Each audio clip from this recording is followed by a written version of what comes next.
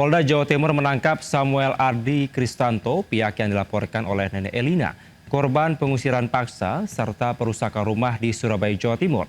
Samuel ditangkap dan dibawa ke gedung Ditreskrimum Polda Jawa Timur.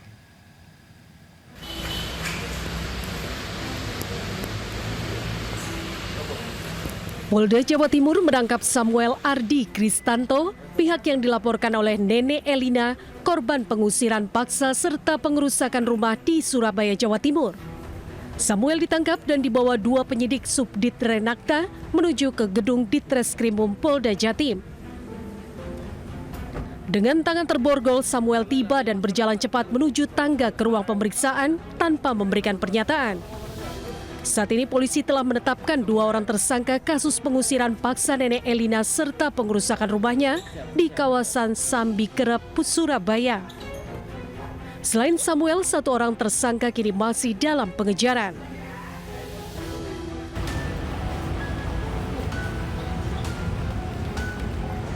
Sementara itu didampingi kuasa hukum, Elina Wijayanti atau Nenek Elina mendatangi Polda Jawa Timur.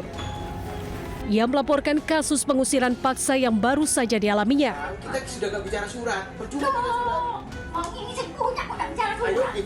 Sebelumnya 6 Agustus lalu sekelompok orang yang mengaku anggota Ormas mendatangi rumah Nenek Elina di Jalan Duku Kuwukan, Sambikerep, Surabaya. Salah satunya mengaku telah membeli rumah yang ditempati Nenek Elina berpuluh-puluh tahun sehingga memiliki hak atas rumah tersebut. Namun Nenek Elina merasa tidak pernah menjualnya. Nenek Elina dan keluarga lantas diusir secara paksa bahkan dianiaya hingga mengalami luka fisik. Beberapa hari kemudian rumah Nenek Elina dihancurkan hingga rata dengan tanah.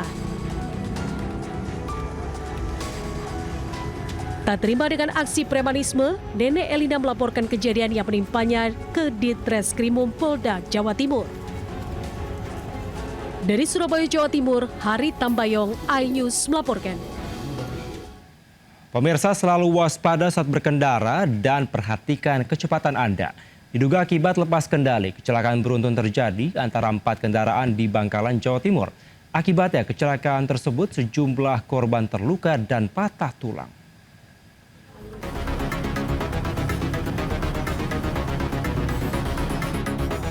Insiden laka beruntun ini terjadi di Jalan Raya Ketengan, Kabupaten Bangkalan, Jawa Timur. Sebuah mobil jenis minibus ringsek berat pada bagian depan yang juga dialami mobil pickup yang terlibat langsung adu banteng. Kejadian berawal saat mobil minibus yang ditumpangi satu keluarga melaju dari arah timur, namun saat melintas di TKP, kendaraan kemudian sedikit masuk ke jalur kanan yang diduga karena kondisi jalan yang agak menikung.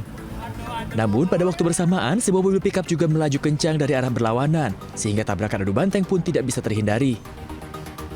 Sementara dua pengendara motor yang melaju di belakang masing-masing kendaraan roda 4 tersebut juga tidak bisa menghindari kedua mobil yang tabrakan.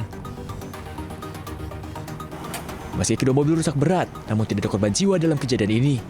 Namun para korban mengalami luka-luka dan patah tulang.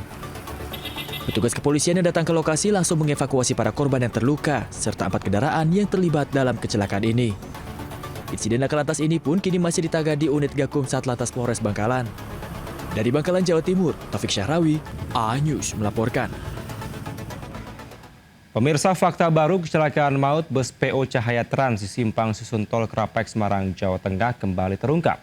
Hasil pendalaman ternyata SIM dari sopir bus maut tersebut palsu.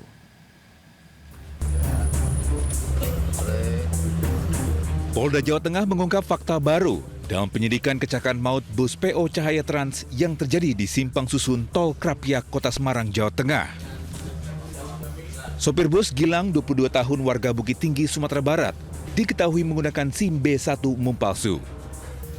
Setelah dilakukan pengecekan ke Direktorat Lalu Lintas Polda Sumatera Barat, SIM tersebut dipastikan tidak pernah diterbitkan. Polisi menegaskan temuan SIM palsu ini akan menjadi tindak pidana tersendiri di luar pasal 310 ayat 6 Undang-Undang Lalu Lintas dan Angkutan Jalan yang saat ini menjerat tersangka. Hasil analisis tim Traffic Accident Analysis menyebut bus melaju dengan kecepatan rata-rata 75 km per jam.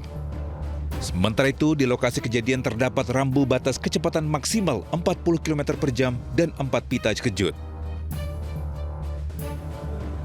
Dengan temuan SIM palsu ini, polisi menegaskan proses hukum terhadap sopir bus Cahaya Trans akan terus berlanjut serta membuka kemungkinan penambahan pasal pidana baru. Dari Semarang, Jawa Tengah, Wisnuwardana, iNews melaporkan. Informasi lainnya pemirsa, Kepala Staf TNI Angkatan Darat Jenderal Maruli Simanjuntak menyampaikan kegeramannya atas upaya sabotase yang dilakukan segelintir pihak terhadap jembatan darurat di wilayah terdampak bencana Sumatera.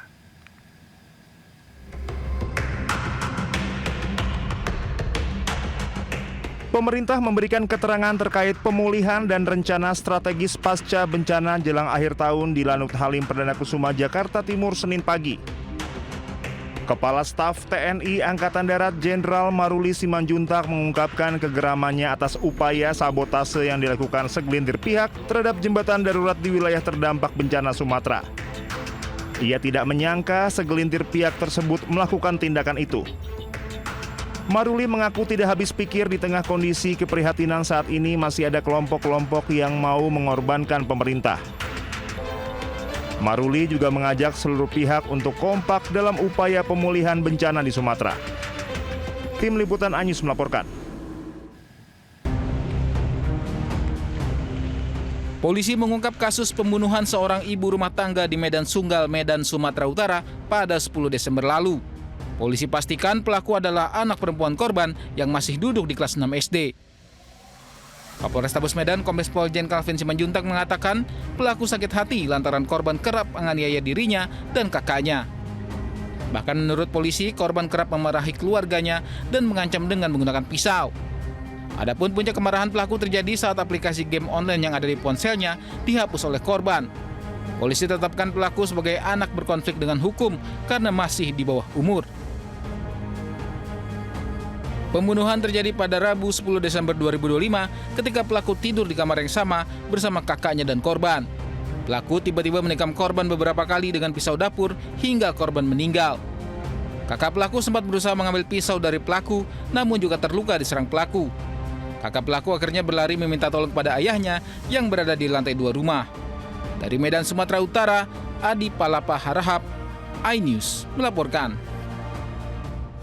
Sejoli terekam CCTV mencuri keranjang besi tabung gas warga hingga dikepung dan nyaris diamuk di Depok, Jawa Barat. Hasil pemeriksaan, pasangan ini juga mencuri helm hingga pakaian dalam yang sedang dijemur. Kamera merekam kedua pelaku yang merupakan sepasang kekasih kompak menggotong keranjang besi tabung gas curian di Depok, Jawa Barat. Warga mengenali pelaku dan langsung mendatangi rumah kontrakannya tak jauh dari lokasi pencurian. Warga yang geram nyaris menghakimi pelaku. Beruntung polisi langsung ke lokasi mengamankan pelaku. Guna penyelidikan lebih lanjut, pasangan pencuri tersebut digiring dan ditahan di Mapolsek Cimanggis.